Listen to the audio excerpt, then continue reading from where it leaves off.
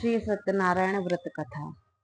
पहला अध्याय। एक समय नेमशारण तीर्थ में शुनकादिक 88,000 ऋषियों ने श्री सुतजी से पूछा, हे प्रभु, इस कलयुग में वेद विद्या रहित मनुष्य को प्रभु भक्ति किस प्रकार मिलेगी तथा उनका उद्धार कैसे होगा। इसलिए हे मुनि श्रेष्ठ, कोई ऐसा व्रत कहिए जिससे थोड़े समय में पुण्य प्राप्त होवे तथा मन वंचित फल मिले। ऐसी कथा सुनने की हमारी इच्छा है। सर्वशास्त्र ज्ञाता सुतजी बोले, हे विष्णु प्रियो, हे विष्णु मैं पूज्य, आप सबने सर्व प्राणियों के हित की बात पूछी है। अब मैं उस श्रेष्ठ व्रत को आप लोगों से कहूंगा जिस व्रत को नारद जी ने लक्ष्मी नारायण से पूछा था। एक समय योगीराज नारद जी दूसरों के हित की इच्छा से अनेक लोगों में घूमते हुए मृत्युलोक में आ पहुंचे। वहां बहुत सी योनियों में जन्म हुए प्राय सभी मनुष्यों को अपने कर्मों के द्वारा अनेक दुखों से पीड़ित देखकर सोचा कि किस यत्न को करने से निश्चय ही इनके दुखों का नाश हो सकेगा। नारद ऐसा मन में सोचकर विष्णु लोक को गए। वहां श्वेत वर्ण और 4 भुजाओं वाले देवों के ईश्वर नारायण को, जिनके हाथों में शंख चक्र गदा और पग थे तथा वरमाला पहने हुए थे, देखकर स्तुति करने लगे। हे भगवान, आप अत्यंत शक्ति से संपन्न हैं। मन तथा वाणी भी आपको नहीं पा सकती। आपका आदि मध्य और अंत नहीं है। निर्गुण स्वरूप सृष्टि के कारण भूत व भक्तों के दुखों को नष्ट करने वाले हो। आपको मेरा नमस्कार है। नारद जी से इस प्रकार की स्तुति सुनकर विष्णु भगवान बोले कि हे मुनि श्रेष्ठ, आपके मन में क्या है? आपका यहाँ किस काम के लिए आगमन हुआ है? निसंकोच कहो।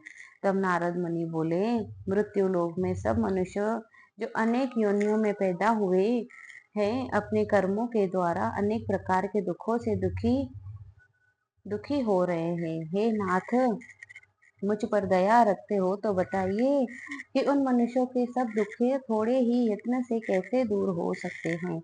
श्री भगवान जी बोले, हे नारद, मनुष्यों की भलाई के लिए तुमने बहुत अच्छी बात पूछी है। जिस व्रत के करने से मनुष्य मोह से छूट जाता है, मैं वह कहता हूँ, सुनो। बहुत पुण्य देने वाला, स्वर्ग तथा मनुष्य लोग दोनों में दुर्लभ एक उत्तम व्रत है। आज मैं प्रेमवश होकर तुमसे कहता हूँ। सत्यनारायण का यह व्रत अच्छी तरह विधान पूर्वक करके मनुष्य तुरंत ही यहाँ सुख भोगकर मरने पर मोक्ष को प्राप्त होता है। श्री भगवान के वचन सुनकर नारद मुनि बोले, उस व्रत का क्या फल है, क्या विधान है, किसने यह व्रत किया है और किस दिन यह व्रत करना चाहिए, विस्तार से बताइए। भगवान बोले, दुख शोक आदि को दूर करने वाला, धन्य धान्य को बढ़ाने वाला, सौभाग्य तथा संतान को देने वाला यह व्रत सब स्थानों पर विजय करने वाला है। भक्ति और श्रद्धा के साथ किसी भी दिन मनुष्य श्री सत्यनारायण भगवान की शाम के समय ब्राह्मणों और बंधुओं के साथ धर्म परायण होकर पूजा करे। भक्ति भाव से नैवेद्य केले का खम्भ, घी, दूध और गेहूं का चूर्ण सवाया लेवे। गेहूं के अभाव में साटे का चूर्ण, शक्कर तथा गुड़ ले और सब भक्षण योग्य पदार्थ जमा करके भगवान को अर्पण कर देवे तथा बंधुओं सहित ब्राह्मणों को भोजन करावे। पश्चात स्वयं भोजन करे। नित्य गीत आदि का आचरण कर सत्यनारायण भगवान को स्मरण करते हुए समय व्यतीत करे।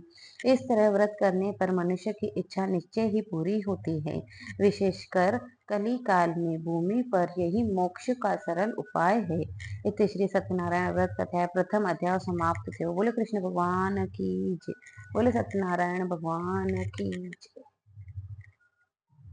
जय जय नारायण नारायण हरि हरि, लक्ष्मी नारायण नारायण हरि हरि, जय जय नारायण नारायण हरि हरि, लक्ष्मी नारायण नारायण हरि हरि।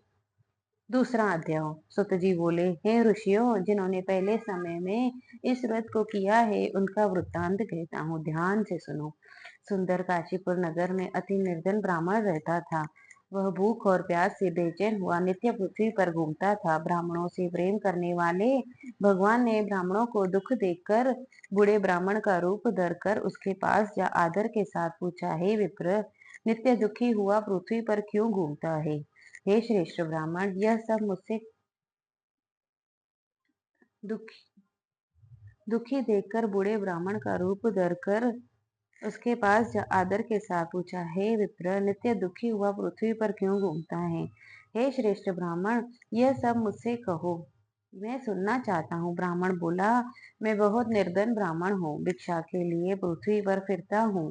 हे भगवान, यदि आप इसका उपाय जानते हो तो कृपा कर कहो। वृद्ध ब्राह्मण बोला कि सत्यनारायण भगवान मनवांछित फल देने वाले हैं, इसलिए हे ब्राह्मण, तू उनका पूजन कर, जिसके करने से मनुष्य सब दुखों से मुक्त होता है।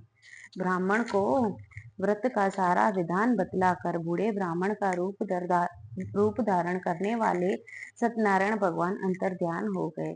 जिस व्रत को वृद्ध ब्राह्मण ने बतलाया है, मैं उसको अवश्य करूंगा। यह निश्चय करने पर उस ब्राह्मण को नींद भी नहीं आई। वह सवेरे ही उठ सत्यनारायण के व्रत का निश्चय कर भिक्षा के लिए चला। उस दिन उसको भिक्षा में बहुत सा धन मिला, जिससे बंधु बांधवों के साथ उसने सत्यनारायण का व्रत किया। उसके करने से वह ब्राह्मण सब दुखों से छूटकर अनेक प्रकार की संपत्तियों से युक्त हुआ। उस समय से वह ब्राह्मण हर मास व्रत करने लगा। इस तरह सत्यनारायण भगवान के व्रत को जो करेगा, सब पापों से छूटकर मोक्ष को प्राप्त होगा। आगे जो पृथ्वी पर सत्यनारायण का व्रत करेगा, वह मनुष्य सब दुखों से छूट जाएगा। इस तरह नारद जी ने सत्यनारायण का कहा हुआ यह व्रत तुमसे कहा। हे विप्र, अब मैं और क्या कहूँ? ऋषि बोले, हे मुनीश्वर, संसार में इस ब्राह्मण से सुनकर किस किस ने इस व्रत को किया, हम वह सब सुनना चाहते हैं। इसके लिए हमारे मन में श्रद्धा है। सुत जी बोले, हे मुनियों, जिस जिसने इस व्रत को किया है, वह सब सुनो। एक समय वह ब्राह्मण धन्य और ऐश्वर्य के अनुसार बंधु बांधवों के साथ व्रत करने को तैयार हुआ। उसी समय एक लकड़ी बेचने वाला बूढ़ा आदमी आया और बाहर लकड़ियों को रखकर ब्राह्मण के मकान में गया। प्यास से दुखी लकड़हारा उनको व्रत करते देखकर ब्राह्मण को नमस्कार करके पूछने लगा कि आप यह क्या कर रहे हो और इसके करने से क्या फल मिलता है? कृपा करके मुझसे कहो। ब्राह्मण ने कहा, सब मनोकामनाओं को पूरा करने वाला सत्यनारायण भगवान का व्रत है। इसकी कृपा से मेरे यहाँ धन्य धान्य आदि की वृद्धि हुई है। ब्राह्मण से व्रत के बारे में जानकर लकड़हारा बहुत प्रसन्न हुआ। चरणामृत ले और प्रसाद खाने के बाद अपने घर को आया। लकड़हारे ने मन में इस प्रकार का संकल्प किया कि आज ग्राम में लकड़ी बेचने से जो धन मिलेगा, उसी से सत्यनारायण देव का उत्तम व्रत करूंगा। यह मन में विचार कर बूढ़ा लकड़हारा लकड़ियां अपने सिर पर रखकर जिस नगर में धनवान लोग रहते थे, वह ऐसे सुंदर नगर में गया। उस दिन वहां बूढ़े को उन लकड़ियों का दाम पहले दिन से चौगुना मिला। तब वह बूढ़ा लकड़हारा दाम ले और अति प्रसन्न होकर पक्के केले की फली, शक्कर की दुग्ध, दही और गेहूं का चूर्ण इत्यादि सत्यनारायण भगवान के व्रत का कुल सामग्री को लेकर अपने घर गया। फिर उसने अपने भाइयों को बुलाकर विधि के साथ भगवान जी का पूजन और व्रत किया। उस व्रत के प्रभाव से बूढ़ा लकड़हारा धान्य आदि से युक्त हुआ और संसार के समस्त सुख भोगकर वैकुंठ को चला गया। इत श्री सत्यनारायण कथा द्वितीय अध्याय समाप्त। बोले सत्यनारायण भगवान की जय। बोलो कृष्ण भगवान की जय। सत्यनारायण नारायण हरि हरि, जय जय नारायण नारायण हरि हरि, लक्ष्मी नारायण नारायण हरि हरि।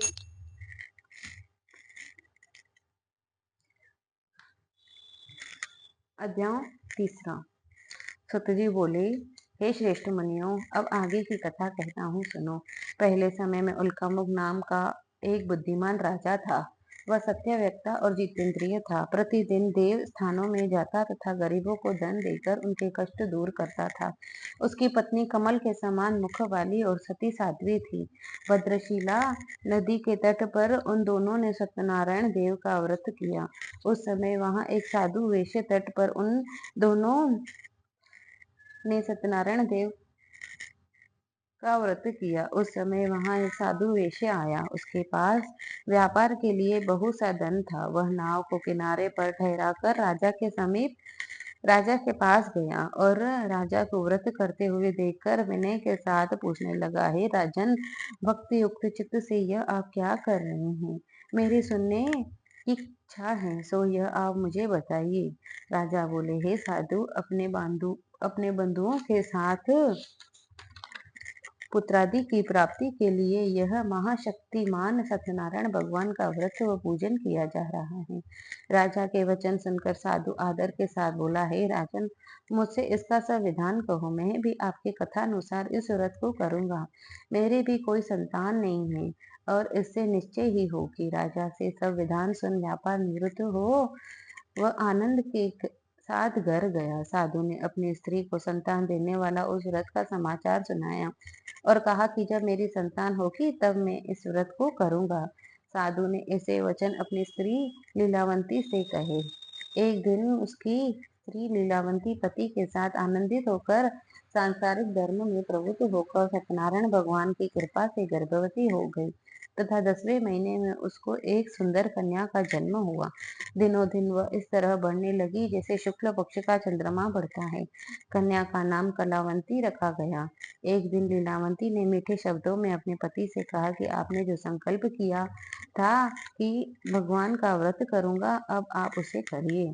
साधु बोला, हे प्रिय, अब इसके विवाह पर करूंगा। इस प्रकार अपनी पत्नी को आश्वासन दे वह नगर को गया। कलावंती पितृगृह में प्राप्त हो गई। साधु ने जब नगर में सखियों के साथ अपनी पुत्री कलावंती को देखा तो तुरंत ही दूत को बुलाकर कहा कि पुत्री के वास्ते कोई सुयोग वर देखकर लाओ। साधु की आज्ञा पाकर दूत कंचन नगर पहुंचा और वहां पर बड़ी खोज और देखभाल कर लड़की के लिए सुयोगवणी पुत्र को ले आया। उस सुयोग लड़के को देखकर साधु ने अपने बंधु बांधवों सहित प्रसन्न चित्त अपनी पुत्री का विवाह उसके साथ कर दिया। किंतु दुर्भाग्य से विवाह के समय भी उस व्रत को करना भूल गया। तब श्री भगवान क्रोधित हो गए और श्राप दिया कि तुम्हें दारुण दुख प्राप्त होगा। अपने कार्य में कुशल साधु बनिया अपनी जमाता सहित समुद्र के समीप स्थित रतनपुर नगर में आया। वहां दोनों ससुर जमाए चंद्रकेतु राजा के उस नगर में व्यापार करने लगे। एक रोज भगवान सत्यनारायण की माया से प्रेरित होकर चोर राजा का धन चुराकर भागा जा रहा था। पीछे से राजा के दूतों को आता देखकर चोर ने घबराकर भागते हुए राजा के धन को वहीं चुपचाप रख दिया जहां वे दोनों ससुर जमाई ठहरे हुए थे। जब दूतों ने साधु वेशों के साथ राजा के धन को रखा देखा तो दोनों को बांधकर ले गए और प्रसन्नता से दौड़ते हुए राजा के समीप जाकर बोले, यह दो चोर हम पकड़ लाए हैं, देखकर आज्ञा दे। तब राजा की आज्ञा से उनको कठिन कारावास में डाल दिया गया और उनका धन छीन लिया। सत्यनारायण भगवान के श्राप द्वारा उनकी पत्नियां भी घर पर बहुत दुखी हुई और घर पर जो धन रखा था चोर चुरा कर ले गए। शारीरिक व मानसिक पीड़ा तथा भूख प्यास से अति दुखित हो अन्न की चिंता में कलावंती एक ब्राह्मण के घर गई। वहां उसने सत्यनारायण भगवान का व्रत देखा, फिर कथा सुनी तथा प्रसाद ग्रहण कर रात को घर आई। माता ने कलावंती से कहा, हे पुत्री, अब तक कहाँ रही? वह तेरे मन में क्या है?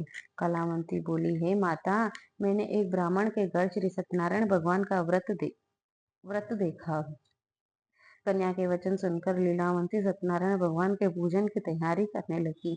लीलावंती ने अपने परिवार और बंधुओं सहित श्री सत्यनारायण भगवान का पूजन किया और यह वर मांगा कि मेरे पति और दामाद शीघ्र ही आ जाए।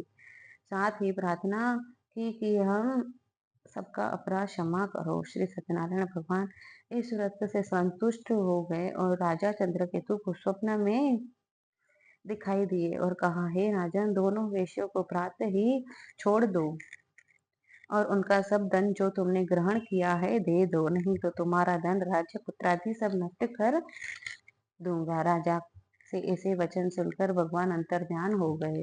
प्रातःकाल राजा चंद्रकेतु ने सभा में अपना स्वप्न सुनाया। फिर दोनों वणिक पुत्रों को कैद से मुक्त कर सभा में बुलाया।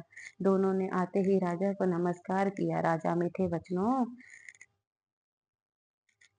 से बोला, हे महानुभाव, भावावेश में ऐसा कठिन दुख प्राप्त हुआ है, अब तुम्हें कोई भय नहीं। ऐसा कहकर राजा ने उनको नए नए वस्त्राभूषण पहनाए तथा उनका जितना धन लिया था उसे दुगुना धन देकर आदर सहित विदा किया। दोनों वेश्यों अपने घर को चल दिए। इत श्री सत्यनारायण व्रत कथा तृतीय अध्याय समाप्त होता है। बोले सत्यनारायण भगवान की जय। लक्ष्मी नारायण नारायण हरि हरि, जय जय नारायण नारायण हरि हरि, सत्यनारायण नारायण हरि हरि।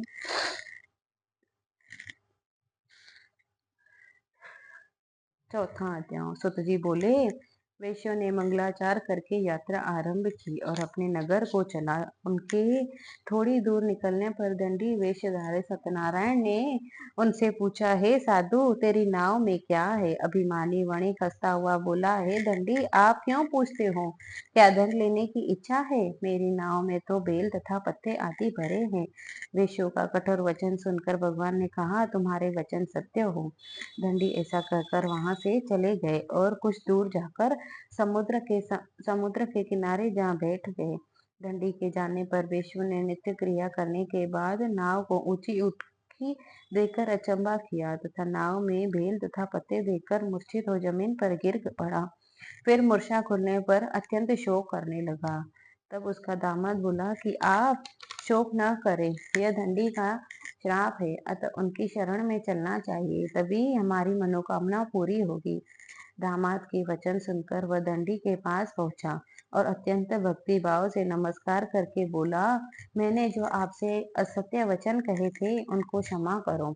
ऐसा कहकर महान शोकातुर हो रोने लगा तथा दंडी भगवान बोला, हे वणिपुत्र, मेरी आज्ञा से बार बार तुझे दुख प्राप्त हुआ है, तू मेरी पूजा से विमुख हुआ है। साधु बोला, हे भगवान, आपकी माया से मोहित ब्रह्मा आदि भी आपके गुण रूप को नहीं जानते, तब मैं अज्ञानी कैसे जान सकता हूँ। आप प्रसन्न होइए, मैं सामर्थ्य के अनुसार आपकी पूजा करूंगा। मेरी रक्षा करो और पहले के समान नौका में धन भर दो। उसके भक्ति युक्त वचन सुनकर भगवान प्रसन्न हो उसकी इच्छा अनुसार वर देकर अंतर्ध्यान हो गए। तब उन्होंने नाव पर आकर देखा कि नाव धन से परिपूर्ण है। फिर वह भगवान सत्यनारायण का पूजन कर साथियों सहित अपने नगर को चला। जब अपने नगर के निकट पहुंचा तब दूत को घर भेजा। दूत ने साधु के घर जा उसकी स्त्री को नमस्कार कर कहा कि साधु अपने दामाद सहित इस नगर के समीप आ गए हैं।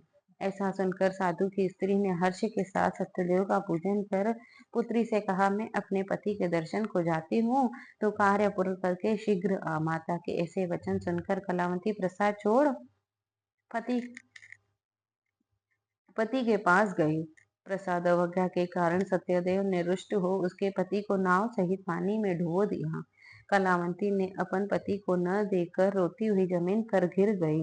इस तरह नौका को डूबा हुआ तथा कन्या को रोती देख साधु दुखित हो बोला, हे प्रभु, मुझसे या मेरे परिवार से जो भूल हुई है उसे क्षमा करो। उसके दीन वचन सुनकर सत्यदेव प्रसन्न हो गए और आकाशवाणी हुई, हे साधु, तेरी कन्या मेरे प्रसाद को छोड़कर आई है, इसीलिए इसका पति अदृश्य हुआ है। यदि वह जाकर प्रसाद खाकर लौटे तो इसे इसका पति अवश्य मिलेगा। ऐसी आकाशवाणी सुनकर इस घ, कलावंती ने घर पहुंचकर प्रसाद खाया। फिर उसने आकर पति के दर्शन किए। फिर साधु ने बंधु बांधवों सहित सत्यदेव का विधि पूर्वक पूजन किया। उस दिन से वह हर पूर्णिमा को सत्यनारायण भगवान का पूजन करने लगा। फिर इस लोक का सुख भोग कर अंत में स्वर्ग लोक को गया। श्री सत्यनारायण व्रत कथा चतुर्थ अध्याय समाप्त। बोले सत्यनारायण भगवान की जय। बोले कृष्ण भगवान की जय। लक्ष्मी नारायण नारायण हरि हरि, श्रीमन नारायण नारायण हरि हरि, सत्यनारायण नारायण हरि हरि, लक्ष्मी नारायण नारायण हरि हरि। सत्यनारायण भगवान की जय।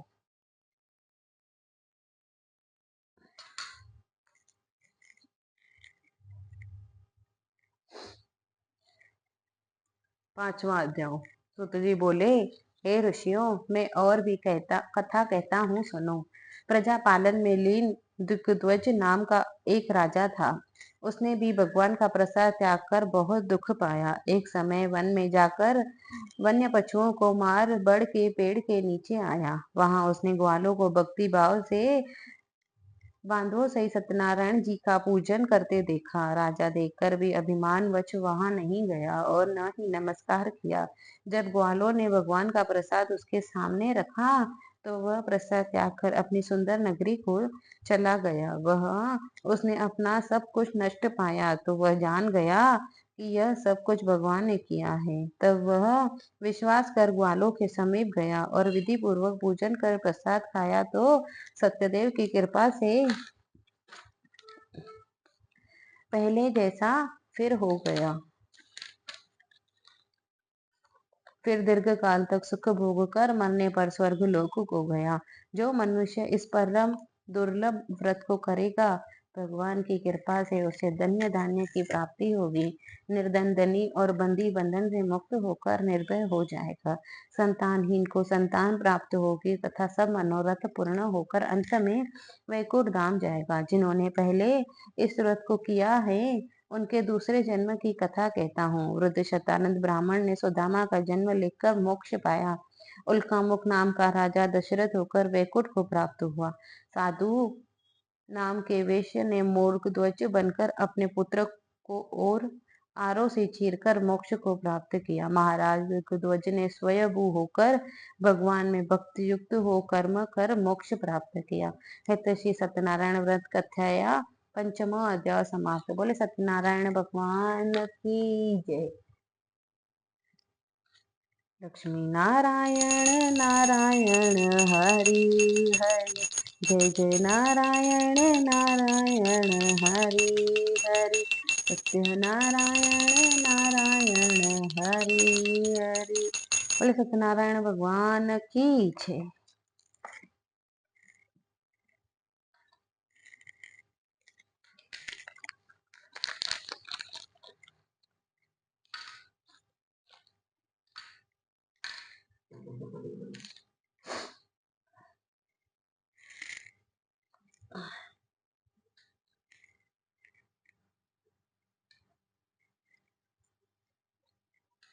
जय लक्ष्मी रमणा श्री जय लक्ष्मी रमणा, सत्यनारायण स्वामी जनपातक हरणा।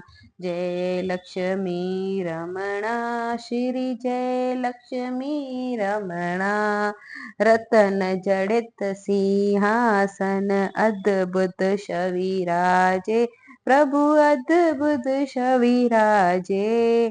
नारद करत निरंजन, नारद करत निरंजन, घंटा ध्वन बाजे। जय लक्ष्मी रमणा, प्रकट भय कली कारण, धीरज को दर्श दियो, प्रभु धीरज को दर्श दियो। बूढ़ो ब्राह्मण बन कर कंचन महल कियो। जय लक्ष्मी रमणा श्री जय लक्ष्मी रमणा, दुर्लभ भील कठारे, जिन पर कृपा करी, प्रभु जिन पर कृपा करी। चंद्रचूड एक राजा, तिनकी विपत्ति हरी। जय लक्ष्मी रमणा श्री जय लक्ष्मी रमणा, वेश मनोरथ पायो, शरदा तज दीनी, प्रभु शरदा तज दीनी। सो फल भोग्यो प्रभु जी, सो फल भोग्यो प्रभु जी, फिर उस्तति कीनी। जय लक्ष्मी रमणा श्री लक्ष्मी रमणा। भाव भक्ति के कारण छिन्न छिन्न रूप धर्यो, प्रभु छिन्न छिन्न रूप धर्यो। शरदा धारण कीनी तिनको कार्य सर्यो। जय लक्ष्मी रमणा श्री जय लक्ष्मी रमणा। ग्वाल बाल संग राजा वन में भक्ति करी, प्रभु वन में भक्ति करी। मन वांछत फल दीनो, मन वांछत फल दीनो, दीन दयाल हरि। जय लक्ष्मी रमणा। चढ़त प्रसाद सवायो, कदली फल मेवा, प्रभु कदली फल मेवा। धूप दीप तुलसी से राजी सत्य देवा। जय लक्ष्मी रमणा श्री जय लक्ष्मी रमणा। श्री सत्यनारायण जी की आरती जो कोई नर गावे, प्रभु जो कोई नर गावे। रिद्धि सिद्धि सुख संपत्ति, रिद्धि सिद्धि सुख संपत्ति, सहजे रूप पावे। जय लक्ष्मी रमणा श्री जय लक्ष्मी रमणा। सत्यनारायण स्वामी जन पातक हरणा, सत्यनारायण स्वामी जन पातक हरणा। जय लक्ष्मी रमणा श्री जय लक्ष्मी रमणा।